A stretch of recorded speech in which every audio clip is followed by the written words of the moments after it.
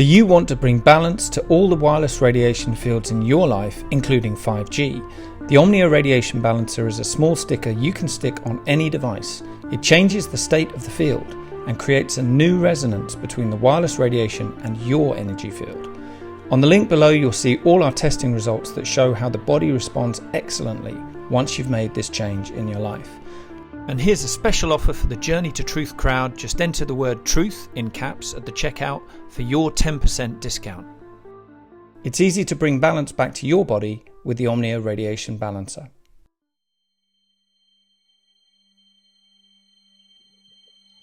This is totally unreal that this happened like in 1942 on this planet.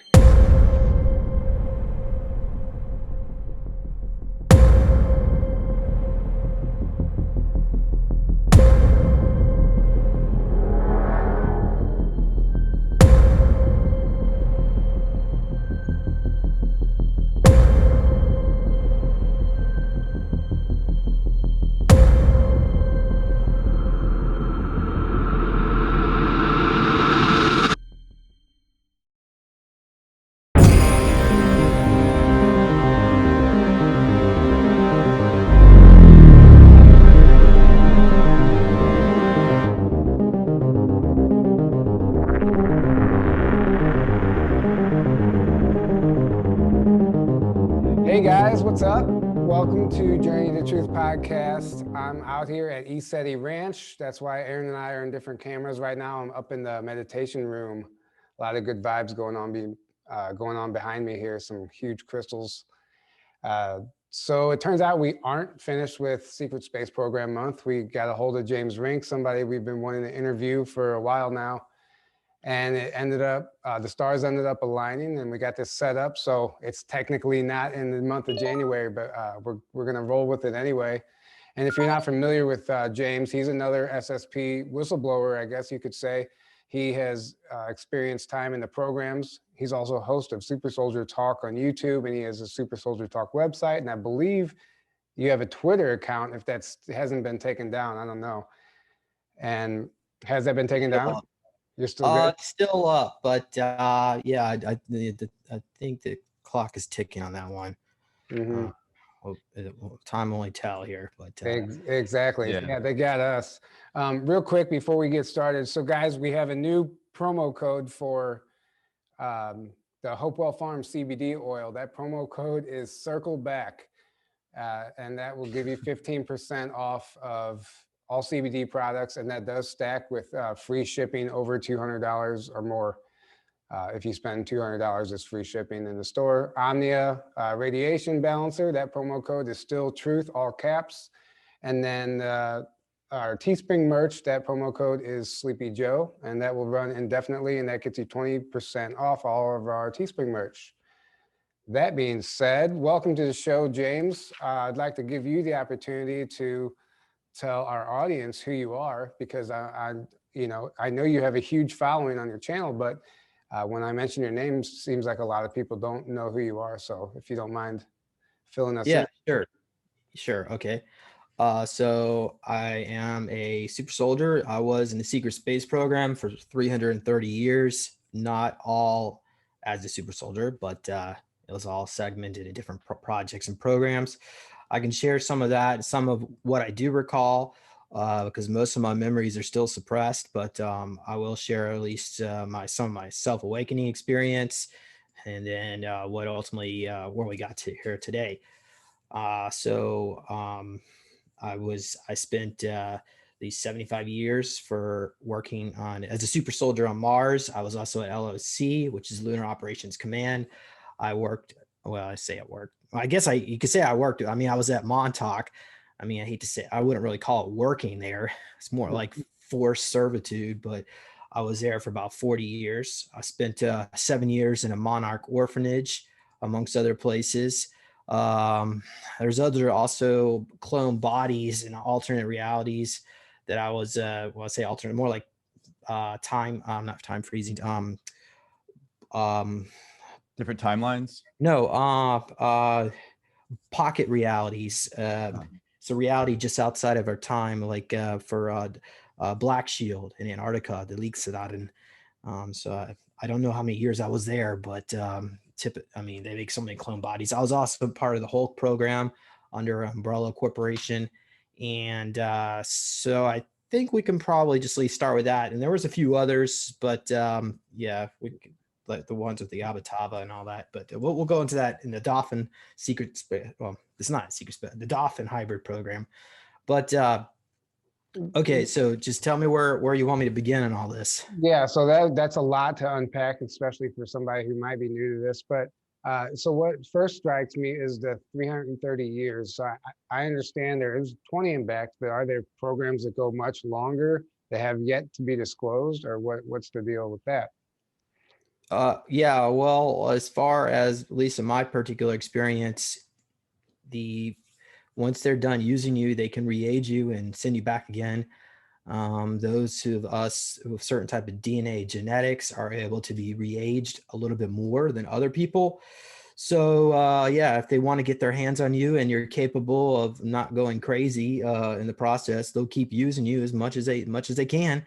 So yeah, I guess my shelf life, I suppose, is still still usable at the moment, but I do believe I'm still active. I'm still over at Umbrella. I also have a 8-foot tall cyborg that works for Kruger on Mars, and I would not be surprised if I'm still down at working for Black Shield, the leaks it out in. But So you think some of this is happening simultaneously, like you have a clone somewhere else? Yeah, well, yeah. So like typically your memories would come back to you when one of your clone bodies dies, and it's called rehoming.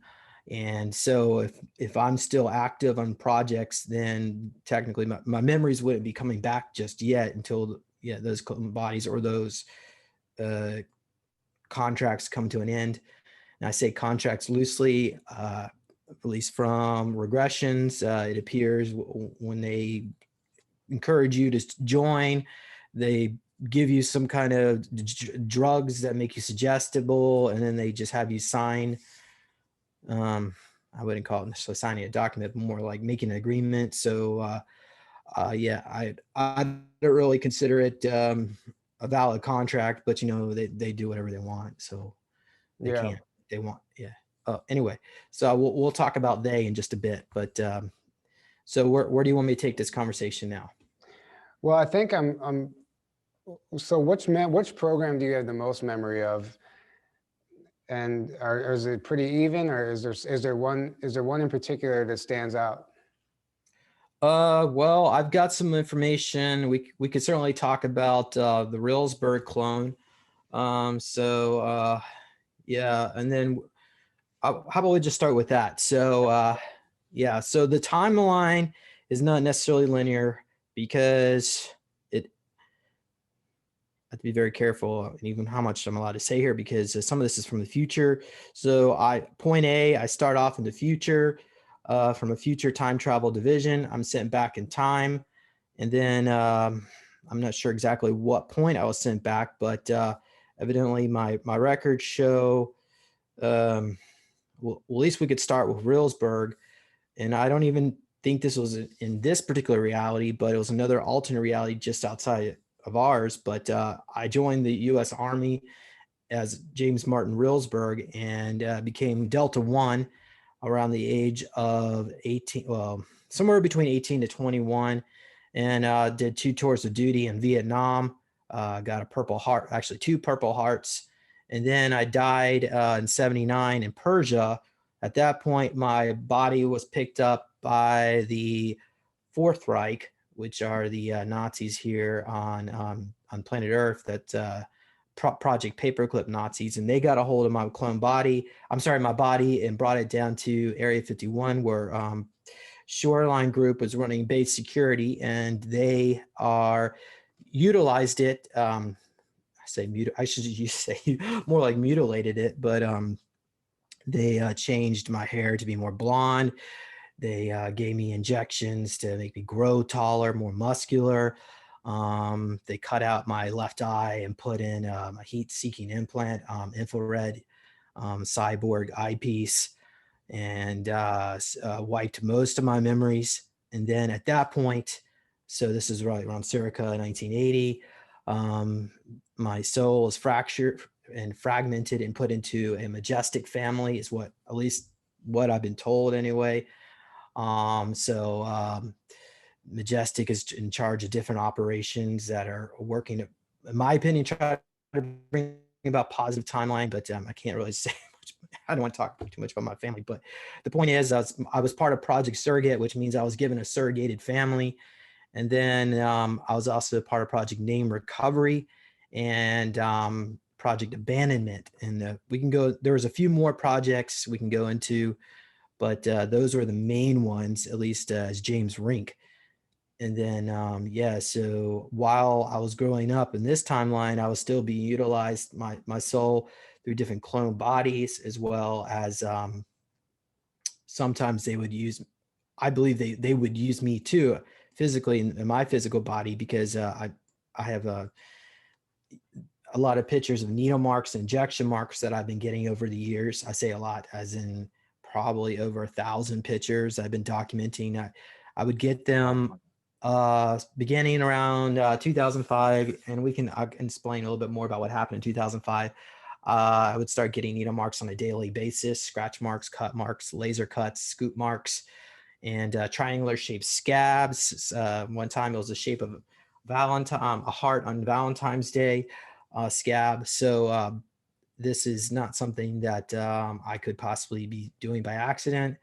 And then, so I believe that was actually from another alternate reality. That was the Umbrella Corporation, because over there they converted me into a Hulk. So they see me over here as a virgin target to experiment with, I guess you could say. Because yeah. So when anyway, you say your records stated something, what records are you referring to? Is this information from Peter the Insider, or is this something different? Okay, so first of all, the project, Project Surrogate came from another Milab experiencer. So I was doing some regression work, and this guy, he was a Soviet super soldier, and we were trying to bring back some of his memories, and he started pulling up some of my records, recalling it, and he picked up Project Surrogate, Project Name Recovery, and there's another one. I'm trying to make sure I get my memories right on that one. Because it was 3 of them tied in there. But he also got my address, my social security number, and he was pulling up the date of chair, the time I was put into the Jackson facility back in 1988. Sorry. The Jackson facility is about 150 miles due east of Jacksonville, Florida, at the bottom of the Atlantic. And there's a portal. It's a Nazi facility, but there's a portal there to Mars, where there's also another Jackson facility, the sister facility on Mars.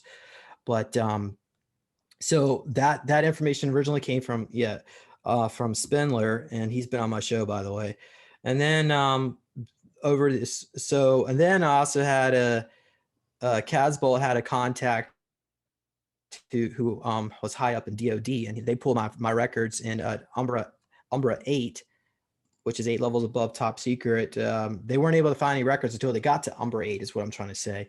So DOD has records of me, and that's where I was able to get the Project Abandonment, Project Equalize, and the Bleak. So I can go into those 3 projects if you want to hear that, because that's DOD. Yeah, that's interesting to me. So the DOD has records of probably millions, hundreds of thousands of people that are involved in these programs, I'm sure. And so I'm just curious how you were able to find access to those documents. You said with Spindler? No, Casbolt had contacts in DOD.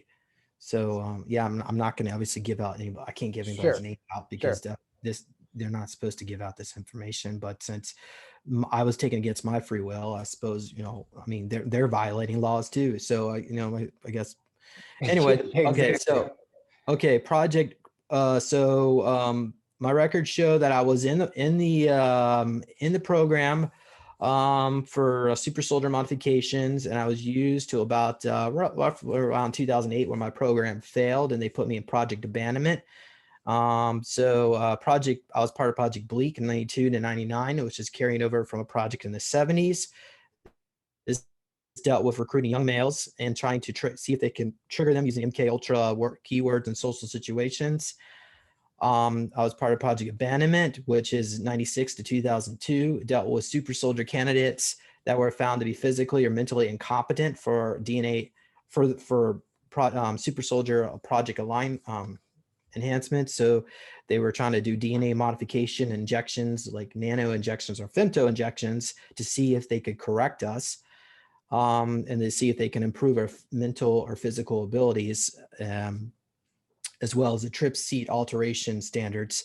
And then there was also Project Equalize, which is 99 to 2004, which is the MKC project carryover from earlier projects dealing with Starseed children. The candidates will be checked for genetic mutations, such as alien DNA, for instance, 2 hearts or enhanced kidneys. Other enhanced organs, which might be useful for super soldiers. So basically, they would give us to a specific department for alterations and project. Yeah, and then a caseworker will develop a specific program for us. So what this basically says here, for those who are like listening to this and don't really according to these records, it says I was a failure, blah blah blah, but it's not exactly what you think, because what happens is the reason why they consider me a failure is because I was not cooperating with the MK Ultra program. So for instance, they would put me into a clone body, send me off on a mission, and instruct me to exterminate such and such targets. I would go off on a mission and then I wouldn't do my job. Typically they want us to be totally mind controlled, total program robot. So the fact that I was rebelling and not cooperating was a concern for them, because they wanted a total mind control slave, and I was not doing that. So they kept trying to torture and traumatize me and put me into one project after the other. Now, just because the records end around 2008 doesn't mean that I was not using it anymore, but it just means that the records, whoever's in charge now is, they would have shifted me into another program where DoD doesn't have access to it, I'm assuming. So that is Umbra 8. But there are other projects. There's other military, private military contractors like Kruger. We can go into that. We can go more into Project Abandonment. Well, I'm interested.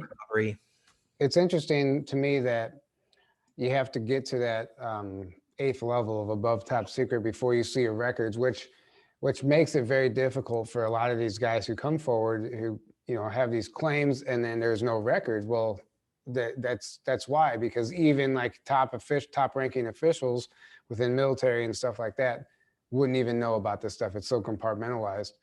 So that's just an interesting fact to me. Yeah, well, even the stuff that the military have, they wouldn't even have access to the full files. I mean, they may have a little tiny piece of what, if you're in the system, they would have a little tiny piece of it. So like I said, most of these are done through private military contractors. It's not DoD that's doing, well, DoD does have some access, but typically, the most advanced stuff goes to these military contractors. So, but anyway, so as far as, so I think maybe we can talk a little bit more about clone bodies. Yeah, I would like to talk about the clones and timeline loops and different timelines and stuff like that, because that's where it gets confusing, but that's also where it's most fascinating to me. Okay, so going into the clone body. So this is tied into Project Surrogate. So Project Surrogate is a 6,000-year-old genetic breeding program where they're trying to find, they use test tube clone embryos to find, implant us into surrogated mothers.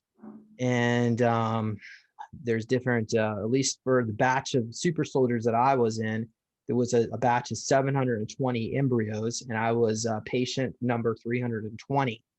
And so what they did, they took my initial embryo, they mutated it many times over a period of about 7 years. First, they start off as a fish, and then they add a little bit of crocodile, and that's where, you know, the Project Seagate or Project Crystal Gates is what it was called for the Dolphin Super Soldier program.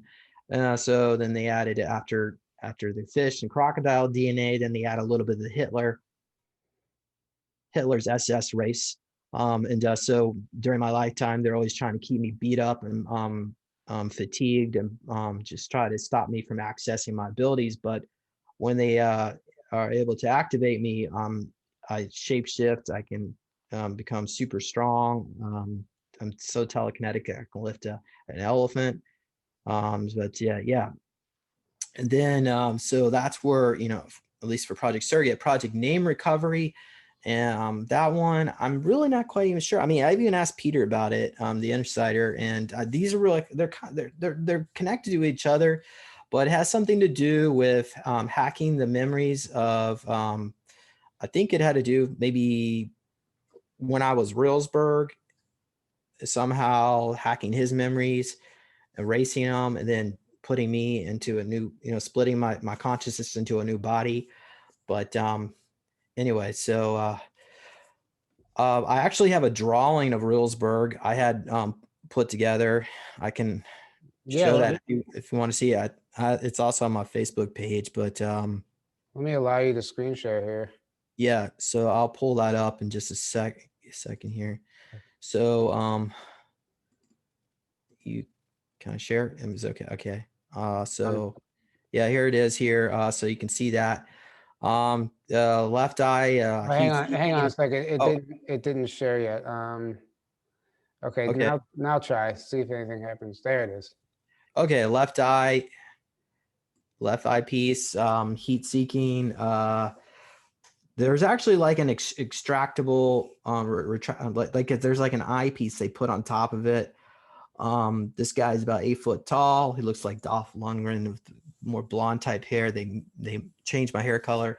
He's got a Nazi he's got a Nazi tattoo, but it's inside of a pyramid. It's I can probably show it. It's probably easier to show it to you than tell you, but I'll pull that in just a second. But I've got a drawing that too. But yeah, so typically they would put us in these different. Well, they at least what I saw from the remote viewing sessions is he was in like this black leather like type suit, black leather like pants, black rolled up leather type shirt. Yeah, they jacked up his muscles, all sorts of steroids, but I think some of his hair was actually falling out because they had different. He had legacy hardware. So this is the original Reelsberg clone from the 1970s. They haven't put him in the regen tank, but they would also have it. So it's kind of like a mixture of either my cyborg on Mars or Reelsberg in Area 51. But the cyborg on Mars was about 8 foot tall, so maybe this is probably better rendering of that. And I went by the name of Derek Reinhold on Mars. So, but the Area 51 cyborg, he's head of base security of Shoreline Group down levels 50 below Area 51. And yeah. How deep does Area 51 go? Yeah, I've actually asked Peter that question, and I don't even remember what he said, but he said the facility is absolutely massive. So that thing, yeah, you can see there was more security. You know, when they were trying to storm Area 51, there was more security there was at the Capitol building on January 6th of yeah. Speaking of, that was a good, the message you put out while you were down there was pretty cool. I know you were reading someone else's channeling, but that's kind of in line. I definitely, it's in line with what I believe is happening currently right now. Yeah. You know, and I talked about how it was a show, everything. So that was really curious. Okay, well, I'm gonna go ahead. This is page 271 of my book. So that's the tattoo we saw. So he had like the eye, looked like the eye of Horus on there. Hopefully you can see that. Yeah, we can. Yeah. Anyway, okay, I'm gonna stop sharing. Okay. All right. So where are we at now? What do you want me to discuss at this point? Well, I did want to just get your thoughts while we were talking about the Capitol, storming the Capitol. You were down there. I know we're shifting gears a little bit, but all this information does tie into a much bigger picture, something that's going on behind the scenes right now that we are not seeing on the surface. And some of that information was fascinating to me.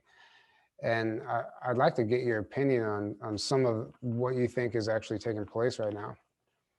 Sure, we can do current events. Yeah, okay. Well, apparently, at least what I think, at least what I've been told, is that Biden's going to be in office probably till next fall. And I say office loosely because apparently Trump is still our president. He's running our country from Mar-a-Lago, and basically the military has considered the elections invalid because Biden cheated. Therefore, he's not qualified to be a president. Not qualified really much of anything other than being a traitor. But the problem is that at least when Trump got into office, or right before he got into office, Obama gave pardons out to everyone for any wrongdoing. So in order to prosecute him, they had to wait till they did something wrong again. So that's why when Trump got into office, they couldn't do mass arrests and just just end it all for the cabal. They had to wait till they committed crimes. They had to build another case for them. And so that's what they've been doing for the last 4 years. And as far as for them just going in there doing some kind of mass arrests, yeah, I mean, the problem is that there are too many dummies in the United States that will possibly just burn the whole country down in the process of before they get educated about what really is going on. So the goal is to awaken these folks. And that's partly why I think they allowed Biden to, of course, I don't know if you're aware of this, but he's filming. It's all productions. Oh yeah, from Culver City, California, the Amazon studios there. So eventually that's all going to be exposed, and what type of governance we're going to see in the future. I believe it'd be more like a type of a council type governance, but it's only a matter of time before all that's brought out. What are your thoughts on the possibility of Biden being a clone? Oh yeah, well apparently he's a clone for sure. I mean not for sure, but that's I believe so. I mean his certain pictures shows earlobes looking different. His eyes look really dark and black, which signify that the guy doesn't even have a soul.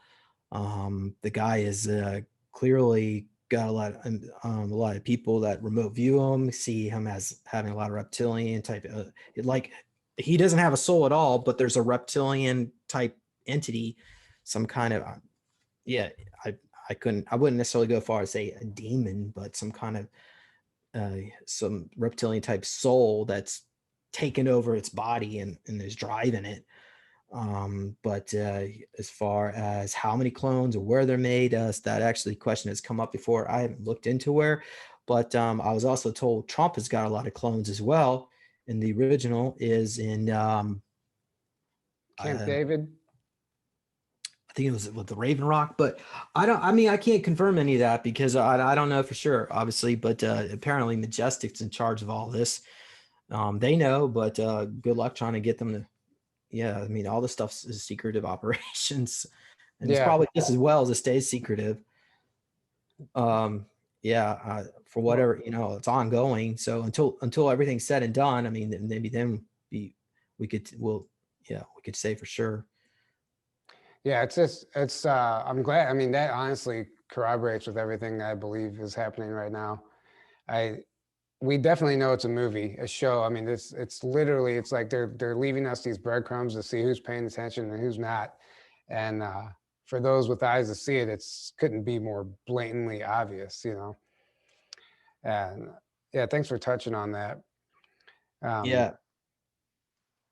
It's like it was kind of curious how I was talking about, here I was, you know, right in front of the Washington Monument, and I said everything here is a play, and but I'm not going to tell you how it's all going to end, because yeah, you're going to have to wait it out, and Biden is already gone.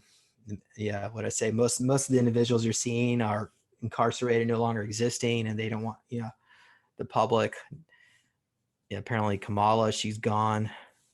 Yeah, I've heard that. I mean, I've been listening to more and more channelings lately, and I know people say that you shouldn't do that because you never know what's being channeled. But there seems to be a common theme that corroborates with what you just said. Even Trump being a clone and everything. So it's just I don't think we're going to see that actually disclosed for quite a while. But in the future, one day, I wouldn't be surprised if we found out that's exactly what happened. Yeah, yeah. So what else I talked a little bit about the UBI. Supposedly that's going to be coming in. I think a lot of Americans will appreciate that. The universal basic income. Yeah, that's well, there's a yeah. positive and a negative of that, right? Yeah. Yeah. Well, I think the positive would be it's coming from the Saint Germain Trust. The negative would be it's coming from the cabal, and they're just going to use it as a way to shut you off anytime they want. Or if it's the Saint Germain Trust, yeah, they're not allowed to do that. But how the money be distributed, I couldn't really say. Well, I mean, all those details will need to be worked out still. But anyway. Yeah. Going back into some more of the SSP stuff. I know you mentioned one time about like a Mars jump room or a portal, like just outside of LAX. Am I wrong about that, or is that correct? Yeah. It was actually Andrew Basagio he's the one who needs to take credit for that, because he talked about going from that jump room to Mars, and it's right near the Hilton Hotel, just south of LAX. Yeah, so I did a screenshot of that one on one of my shows, but and there's yeah, it's like New Century Boulevard, I think it is, right there. But the reason why I also brought the Hilton hotels up is because the Hilton has also been implicated, at least in some regression works that I've done, where there are Montauk type bases under some of these Hilton. Well, more specifically, the Waikiki Beach Hilton. There is a Montauk facility where they are certain, if light workers or certain people who have some kind of high soul vibration, like some kind of past life connection to the angelic realm, or was an influential figure and try to bring about positivity. If one of these individuals were to travel to this particular hotel, what happens? They have technology there to scan your astral body, and they'll try to psychically attack you at these facilities. And they also they're harvesting people's loosh energy, and they're also abducting people. So I highly recommend for everybody to just boycott the Hilton Hotel. But I'm not giving them a a positive Yelp rating, obviously. But in that, there is portals. There's rooms in that hotel where they can portal people out directly into a Montauk base where they're traumatized and torture children. Now, I can't say every Hilton hotel on the planet is like that, but I know a lot of Hilton hotels apparently have these portaling tech in there. And if you're part of the elite, there are certain stories of, like, I think Salvi is one of these Illuminati whistleblowers that talked about how they would go from Los Angeles and then go into the Black Forests of Germany and do the most dangerous game hunting parties. And I'm not going to exist. If you don't know what that is, then you're going to need to go look it up, because I'm not going to explain it here right now. But and they come back. Yeah, they go there and leave there at 9 o'clock at night, come back at 3, 4 o'clock in the morning, and come back to LA. So, and it's like, for the average whistleblower, I mean, for the average listener who's listening to these experiences, it doesn't make any sense how they could be doing this. So that's just one example that they do have access to this portaling tech, but I would not be surprised if they have more access to some of the ET tech, or they can travel portaling tech right inside their homes too. But yeah, that's just one example. But certainly you can go to Mars. Typically it takes about 10 minutes is what I heard. You step into this elevator like device, room, and then the walls start curving, and about 10 minutes later you're on Mars. And then yeah, when you're there, apparently the people on Mars are not even aware that this technology exists. They keep it even secret from their population. So Wow. yeah, well, the people on Mars, they try to keep them in the dark that planet Earth is even still exists. The story is that planet Earth was destroyed in a cobalt bomb circa 1949. Yeah, 49. I'm not mistaken. Yeah, because I think that's when that was when allegedly the first cobalt bomb was going to be tested, and it had to do with what was going on with the Antarctic Germans. I don't know. Did you watch my SSP 101? Yeah. Oh yeah, Okay. definitely. So yeah. Hopefully that explained the timeline pretty good. Yeah, it did. Yeah. All Okay. 4 hours of it. It was good. Are you guys working on a part 2? Well, yes. That would be more of the part 2 would have been super soldier alignments projects, in particular, how they make a super soldier, different type of technologies involved. But I wanted to get more artwork for it, and artwork is expensive. And yeah, it seems like I just keep getting one bill after the other, and it's hard to try to get the money to do it all. But that was my goal. But I could theoretically just go ahead and push it out now. Yeah.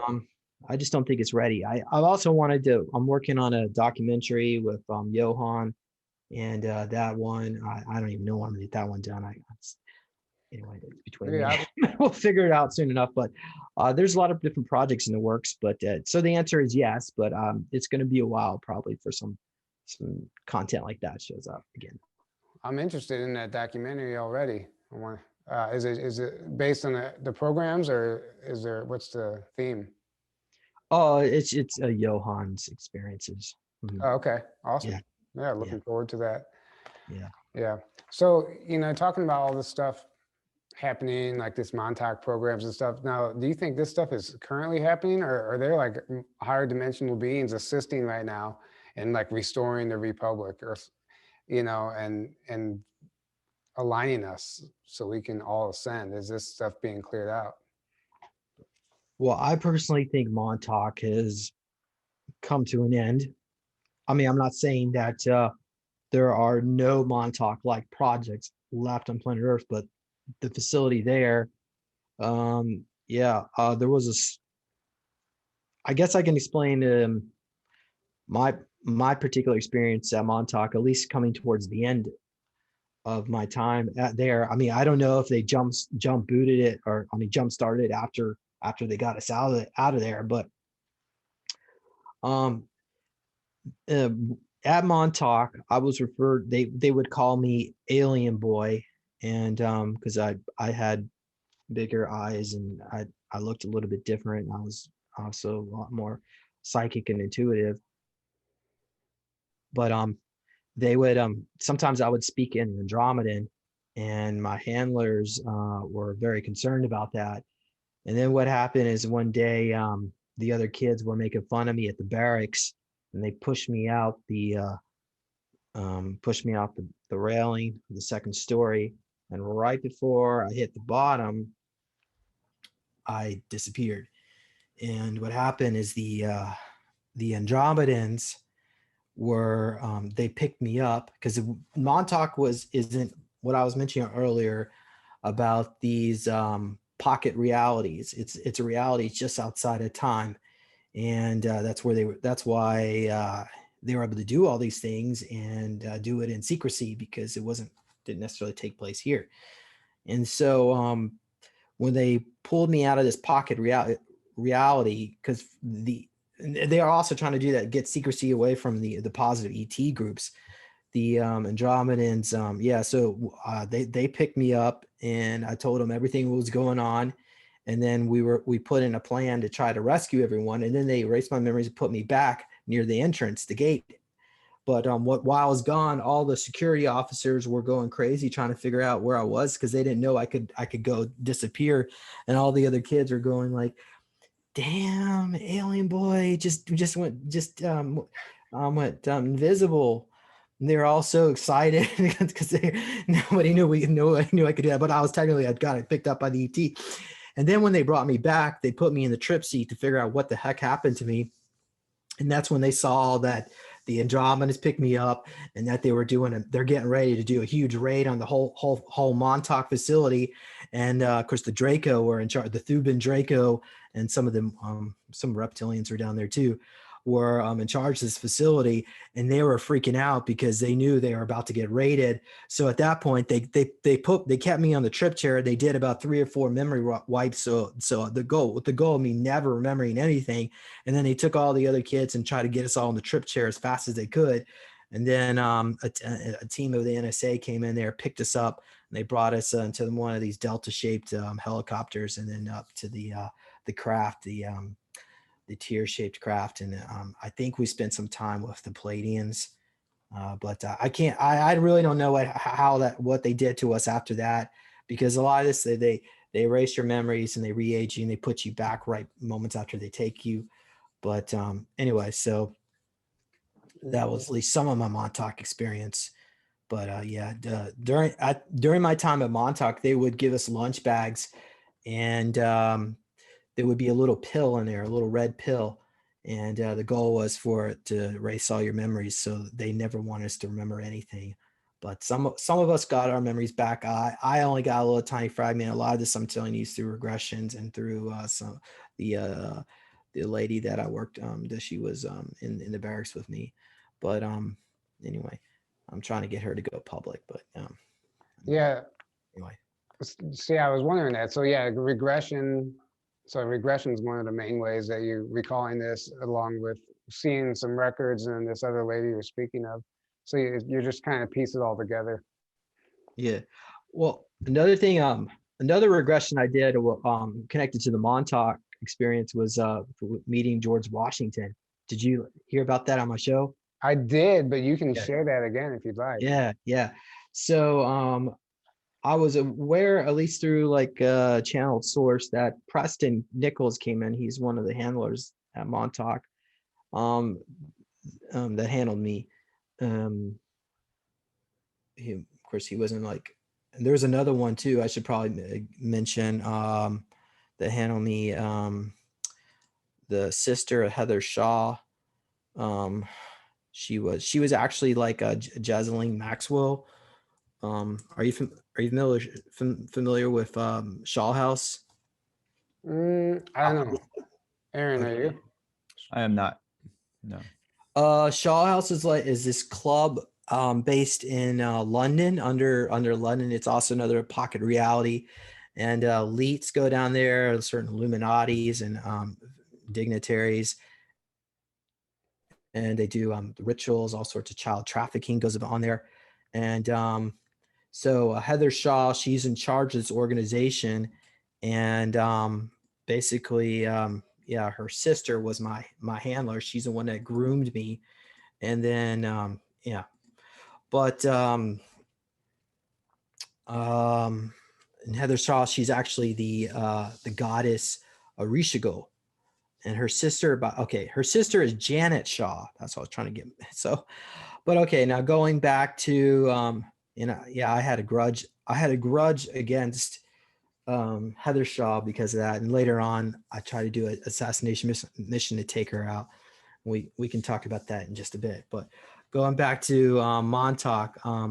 So What I remember about meeting George Washington as I was walking down this country, well, I say country road. It was like, it looked like it was in Northern Virginia, Southern Pennsylvania, late spring, very wooded area. You know, because a lot of times you think about being out in the country, you see a lot of open farmland. What I saw was just woods, forests everywhere. And then there was this old, well, it looked to me like an old inn, but I suppose it was new then. It was this stone inn, chimney and a fireplace. And we walk in, I was there with what I saw was Preston Nichols, and another handler woman was with us, and they were claiming to be my parents. And we're going to this inn. There was the main room where it looked like a cafeteria. I hate to use the word cafeteria. It's more like a one room where they had like two wooden tables, and there was some kind of porridge or some kind of soup they were cooking, and out back in another building. But yeah, they brought some food in for us, and I remember it was kind of bland, but it was like, okay, whatever, we're hungry. And then there was another room attached to the right of where we were eating, because the main room where you enter is also where you ate, the cafeteria area. And then okay, so then the room where Washington was in, it was right at the beginning of the war, and him and some of his generals were around him, and there were these maps on this table. And I just go walk in there. I was actually cued to go walk in there and just tell Washington, or I don't remember exact words, but something aligned. I started telling him just what who he could trust, who he could not trust. So I portrayed myself as a seer, but really I was forced to memorize the narrative they wanted me to give them. They gave me at Montauk. And so the goal was to basically inform him, advise him on ways that he could improve his military strategy. So we talked. They kept at first his other I don't want to say generals, his other guys that were around him were trying to shoo me away, like trying to get me away, like I was being annoying. But Washington signaled to let me stay, and I kept talking like probably to 2 or 3 o'clock in the morning. And then we all went to our rooms, and the goal was he wanted to come and continue on the conversation in the morning, but we all disappeared. As soon as we got to our room, we disappeared, went back to Montauk. That's what I got from the regression. But anyway, so. That's interesting. So a lot of these experiences, so you think this was from a past life or just an alternate reality? No, I was sent back in time through Montauk. Okay, I got you. Yeah. I got you. But Montauk was a pocket reality. So it was still me, but I may have been in a clone body. I really couldn't answer that question. I got you.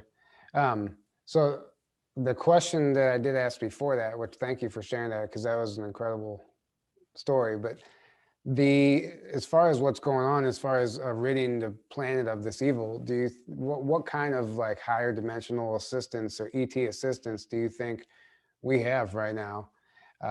Even like what we see going on within the political arena, like, is there some higher dimensional assistance or that you know of?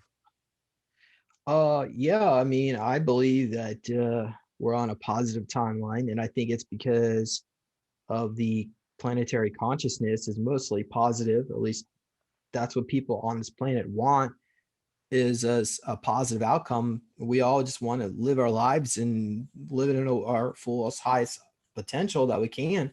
So there are certain beings that are helping make that happen. In particular, people from our future are coming back in time to change the timeline. That's where I think the Q phenomenon is about. And those aren't, by the way, necessarily people, but quantum supercomputers. But you can elaborate on that, because yeah. So you think Q isn't just people, ETs also? No, quantum supercomputer. That's Oh, what okay. Q stands for. Yeah. So we've got AI in our future, because AI is just really a fragment of our own like as above, so below. Most life forms that exist, all they want to do is they want to continue existing, and they want to continue. Most people just want to be positive, and I mean, I'm not saying everyone's like that, but unless you're, if you're insane or you're crazy, then you are not like that. But typically, even like AI wants to see positivity, and I mean, there are alternate realities where AI went crazy and just like in the Terminator movies, destroyed and killed. And then that AI realized they made a mistake. So then it goes back in time, change the timeline. So ultimately, everything goes into this, we're all going into this level of positivity. And so that's where, yeah, I think the Q phenomenon comes in. But that doesn't necessarily mean that we should always embrace some kind of AI agenda. But I think we shouldn't necessarily be afraid of it or be reject it or try to destroy it. But I think there's ways we can all coexist in a way that's most positive for everything. Yeah. What do you think as far as like, so if Q is from the future, right? What do you think, what is the likelihood of everything, all the drops and everything they're telling us? How are we certain that is still going to occur on this timeline and something isn't going to come in and change that, and maybe we're not going according to plan anymore? Yeah, well, that's a good point. Certainly, every time you change the timeline, it could alter the future. So, but I think the quantum supercomputer has the ability to entangle with all the other realities. So it is the goal is to bring about the most positive reality. So even if the reality that quantum computer is not necessarily as good as ours, it's going back and constantly resetting. So as long as you're at a positive vibration, you're going to continue to travel onto this positive timeline, and then you don't even see the perspective of all the negative timelines, because ultimately you're just entangling with the level of vibration that you're at. That's why it's important to always stay positive, because you're helping attract that to yourself.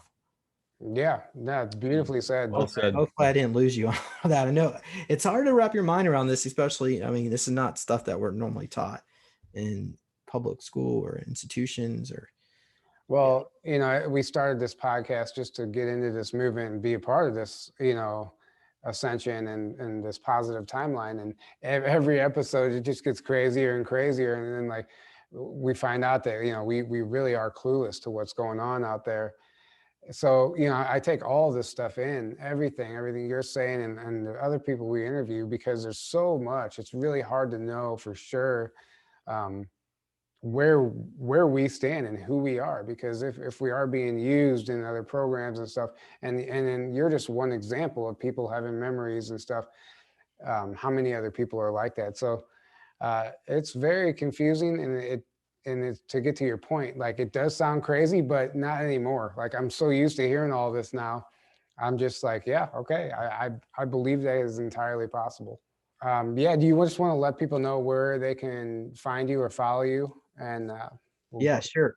You can go to supersoldiertalk.com and check out some of the articles and posts. I know I'm getting behind. I'm trying to update that website a little bit. I also want, if you feel so inclined, I have a book where you can learn at least some of this. Well, pretty much almost all the content we discussed here is in this book. But yeah, this you can get at neologicaltech.com, my other website that I have.